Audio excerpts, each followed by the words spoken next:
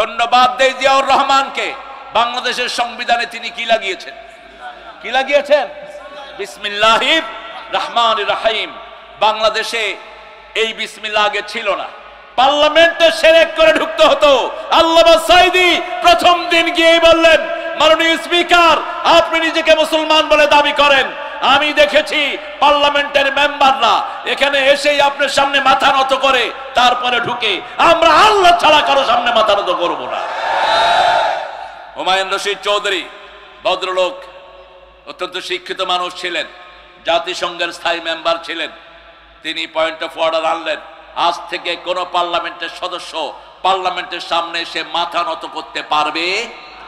শিরক মুক্ত হলো পার্লামেন্ট। 5 ওয়াক্তের নামাজে আমরা শিরক মুক্ত হওয়ার দোয়া করি। আমরা বলতে চাই, বিগত সরকার ছিল মূর্তির সরকার। বিগত সরকার সারা দেশকে মূর্তি দিয়ে ভরেছে, ঠিক না বেঠিক? জবাব দিয়েছে আমাদের সোনার ছেলেরা। ইব্রাহিম আলাইহিস সালামের জায়গায় ওনার বাপকে বসানো হলো, ছেলেরা স্লোগান বের করলো, জাতির পিতা ইব্রাহিম। আরো জোরে বলো, কি? জাতির পিতা আর কি বানান বানাইছে ছেলেরা। দেখেন, কিছু হলে আমাদেরকে বলতো রাজাকার। আল্লাহ বলেন 18 কোটি জনগণকে আমি রাজাকার বানায় ছেড়ে দেব। তুমি কে? তুমি কে? আমি কে? চেয়েছিলাম, হয়ে গেছি। এখন কলকাতার ভাইয়েরা বলছে তুমি কে, আমি কে? রাজাকার, রাজাকার। পাকিস্তানের লোকেরা বলছে তমখন মাইখন, বাংলাদেশ, বাংলাদেশ। ওরা রাজাকার কইতে পারলো না। রেদাকার, যারা সন্তুষ্ট চিত্তে কাজ করে তাদেরকে বলা হয় রেদাকার। দেরি করলেন কেন ওসি সাহেব? আপনাকে বিরক্ত করতেছেন এই জন্য, সরি। এই কেমন লাগে কর? এই কোন মাদ্রাসার প্রিন্সিপাল কর? আমি উনিপুর থানার প্রিন্সিপাল। আলহামদুলিল্লাহ, আল্লাহ আমার ভাইকে, সমস্ত ওসি ভাইদেরকে আল্লাহ ইসলামের জন্য কবুল করুক। অতীতের সব গানি যেন আমরা ভুলে যেতে পারি। এ সমস্ত সুন্দর চেহারা দেখে আল্লাহ তাদেরকে ইসলামের শ্রেষ্ঠ সৈনিক বানিয়ে দিক। এই বাহিনী গঠন করেছেন কে? আল্লাহ গঠন করছে। তোমরা যে কত ভালো মানুষ। আরেকটা কয় শেখ হাসিনা, আল্লাহ তোরা হেদায়েত করুক। আমি গাইবান্ধাতে এক ছেলেকে জিজ্ঞেস করলাম আমাদের নবীর নাম কি? কয় হোসেন মোহাম্মদ এরশাদ। বললাম বাবা তুমি কোথায় পড়ো? বলছে ব্র্যাকের স্কুলে পড়ি। তো ব্র্যাকের স্কুলে পড়লে তো হোসেন মোহাম্মদ এরশাদ কি চিনবে? আর নবীকে চিনার তো কোনো উপায় নাই। কোন ব্র্যাকের স্কুলে পড়বো না, পড়বো কোরআনের মাদ্রাসায়। আজকে স্কুলগুলোকে ধ্বংস করে দেওয়া হয়েছে। গত 17 বছরে এমন কোন প্রতিষ্ঠান বাংলাদেশের নাই যেটাকে ধ্বংস করে দেওয়া হয়নি, ঠিক না ঠিক? আমার পুলিশ ভাইদেরকেও ধ্বংস করে দেওয়া হয়েছে, ঠিক না ঠিক? এই জন্য পুলিশ ভাইয়েরা এখন রিকনস্ট্রাকশন করছেন, তিনারা গোছাচ্ছেন তিনাদের সবগুলো সেক্টরকে, এবং প্রত্যেক ডিপার্টমেন্টেই ভালো ভালো দেশপ্রেমিক, দক্ষ এবং অনেস্ট অফিসারদেরকে বসানো হয়েছে। এদেরকে সাহায্য করা আমাদের নৈতিক দায়িত্ব। আল্লাহ বুঝার তৌফিক দান করেন। আমরা আল্লাহর দ্বীনের সাথে কোনো কম্প্রোমাইজ করব না। আল্লাহ বলছেন যারা আমার দ্বীন পেয়ে সন্তুষ্ট, আমাকে রব পেয়ে সন্তুষ্ট, আমার নবীকে নবী পেয়ে সন্তুষ্ট, আমি তাদের জন্য জান্নাত বরাদ্দ করে দেব। আমরা বললাম আল্লাহ কেন? আল্লাহ বলছেন সূরা মায়েদার 3 নম্বর আয়াত, আল-ইয়াউমা আকমালতু লাকুম দীনাকুম ওয়া আতমামতু আলাইকুম নি'মাতি ওয়া রাদিতু লাকুমুল ইসলাম দীনা। আজকের দিনে আমি তোমাদের জন্য তোমাদের দিন আজকের দিনে আমি পরিপূর্ণ করে দিলাম। আমি আজকের দিনে আমার নিয়ামত তোমাদের জন্য পরিপূর্ণ করে দিলাম। আর আমি আল্লাহ খুশি হয়েছি, রাদিতু লাকুমুল ইসলাম দীনা, তোমাদেরকে ইসলাম দিয়ে আমি সন্তুষ্ট। আপনারা সন্তুষ্ট না বেজার? আপনারা খুশি হয়েছেন না বেজার? আল্লাহর দ্বীনকে পেয়ে খুশি না বেজার? একটু চিৎকার করে বলেন আলহামদুলিল্লাহ। বাংলাদেশ শেষ করেছে চোরেরা, ঠিক না ঠিক? এমন কোন সেক্টর নাই যে সেক্টরে চুরি করা হয় নাই। সবচেয়ে মারাত্মকভাবে ক্ষতিগ্রস্ত করে দেয়া হয়েছে আমাদের প্রশাসনকে, মারাত্মকভাবে ক্ষতিগ্রস্ত করা হয়েছে স্বাস্থ্য সেবাকে। ওনার কাজের পোলাও 400 কোটি টাকার মালিক। কোত্থেকে এসেছে এই টাকা? ওনার পিতার জন্য তিনি 400 কোটি টাকার মূর্তি বানালেন।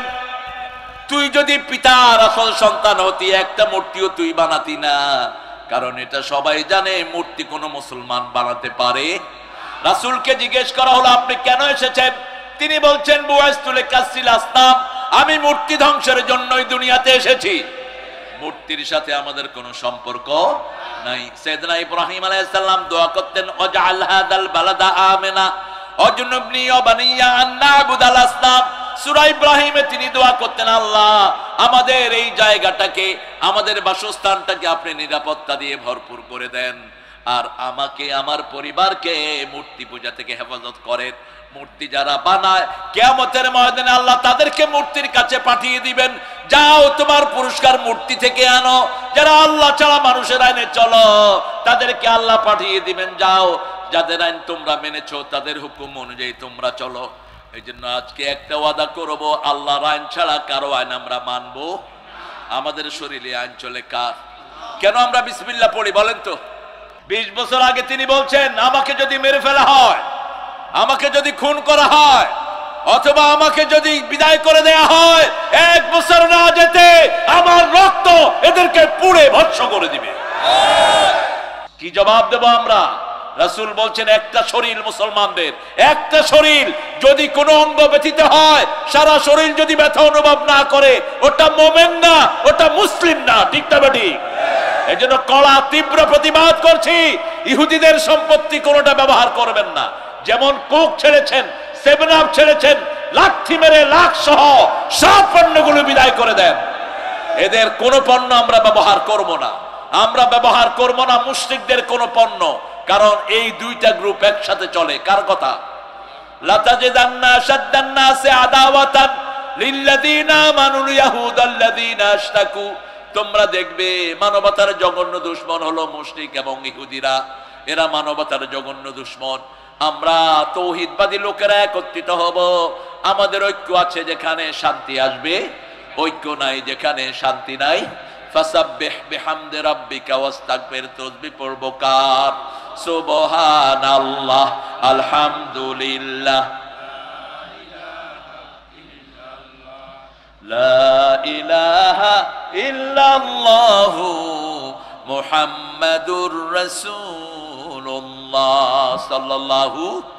ইস্তেগফার পড়ব কার জন্য? রাসূল দৈনিক 100 বারের বেশি ইস্তেগফার করতেন। কোথাও বসেছেন, কথায় কথায় ইস্তেগফার করতেন। যার আমলনামায় ইস্তেগফার বেশি, তার জীবনের গুনাহ মাফ করে দিবেন কে? আপনি উঠতে বসতে চলতে ফিরতে পড়বেন আস্তাগফিরুল্লাহ। পড়েন আস্তাগফিরুল্লাহ, আস্তাগফিরুল্লাহ, আস্তাগফিরুল্লাহ। তাসবিহগুলো স্পষ্ট অক্ষরে পড়বেন। আমাদের অনেক ভাই নামাজের পরে এরকম করে, মুখ লয় না। জিজ্ঞেস করি, ভাই কি হচ্ছে? কয় ভিতরে চলতেছে। ঠিক কিনা? ভিতরে চলতেছে ভাই। তসবিহ টিপে আর উপরে দিয়ে কথা কয়, ভাই কেমন আছেন? শরীর ভালো যাচ্ছে? ব্যবসা বাণিজ্য কেমন?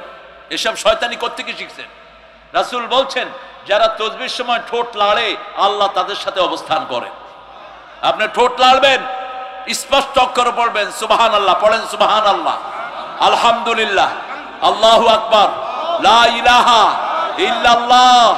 এখন আপনাদের জন্য জান্নাতে বিশাল গাছ আল্লাহ সৃষ্টি করে দিয়েছেন। একটা গাছ কত বড়, ওটার ছায়ায় একটা দ্রুতগামী ঘোড়া 500 বছর দৌড়াবে, কিন্তু ছায়া শেষ হবে না। আর এই তসবিহগুলো যেখানে আমরা যাব, রাসূল বলছেন, কোন আসরে তোমরা গেলা, সেখানে আল্লাহ জিকির হলো না, তোমরা মরা গাধার স্তূপ থেকে উঠে আসলা, মরা দুর্গন্ধযুক্ত গাধার স্তূপ থেকে উঠে আসলা। এই জন্য এমন কোন আসরে যাব না যেখানে আল্লাহর জিকির হয় না। আল্লাহর জিকির হয় যেখানে আমরা যাব। ইযা জাআ, পড়েন, ইযা জাআ নাসরুল্লাহি ওয়াল ফাত ওয়া রাআইতান নাসা ইয়াদখুলুনা ফি দীনিল্লাহি আফওয়াজা ফাসাব্বিহ বিহামদি রাব্বিকা ওয়াস্তাগফির ইন্নাহু কানা তাওয়াবা। আসেন এবার আমরা জান্নাতে সবাই বাড়ি বানাই।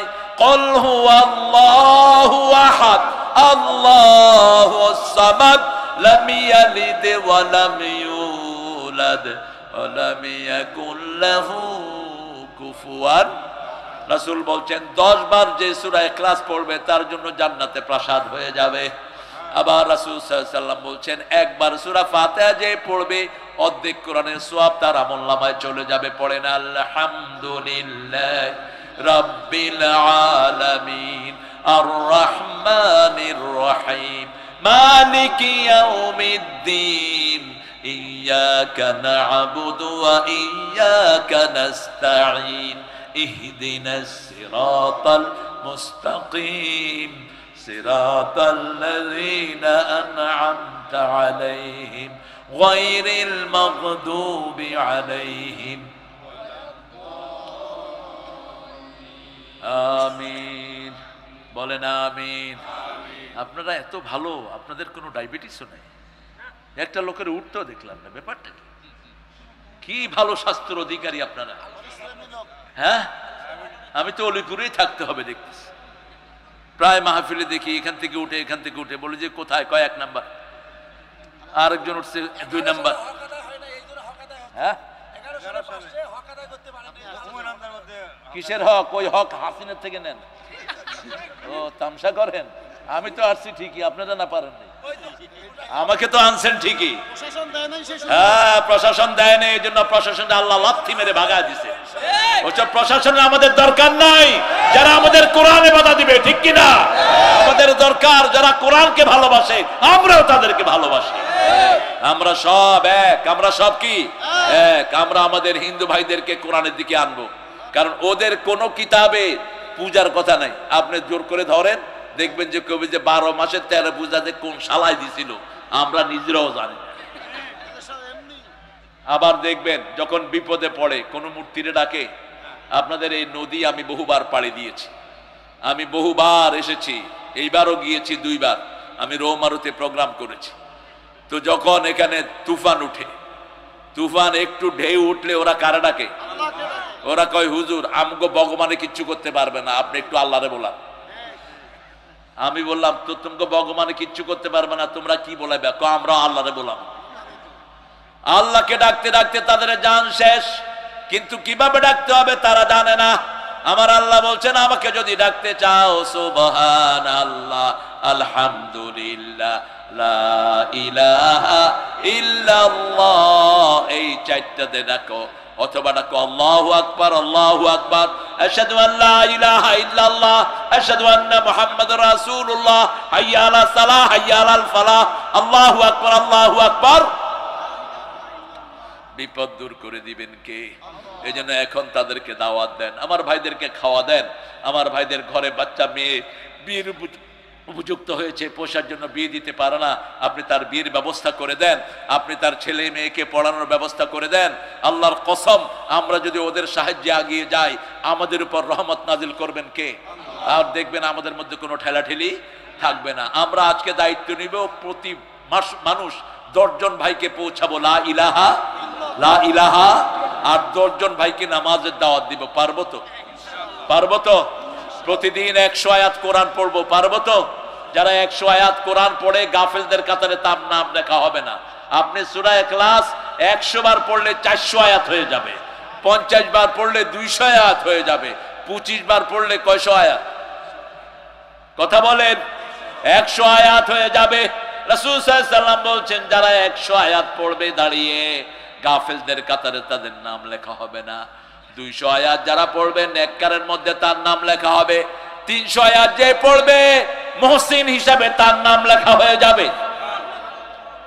দুনিয়ার জীবন বড় সংক্ষিপ্ত জীবন, ঠিক না বে ঠিক?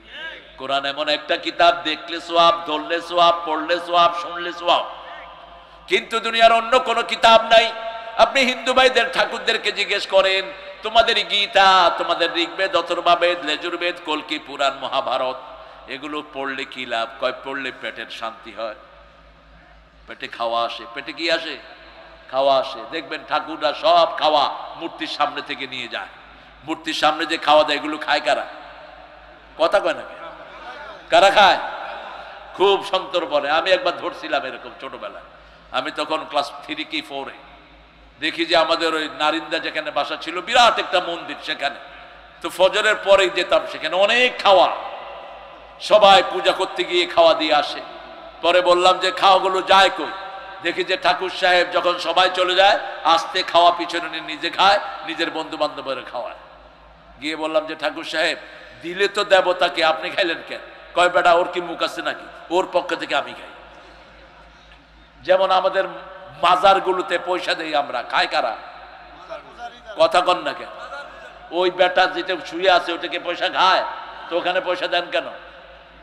ওখানে পয়সা দেন কেন?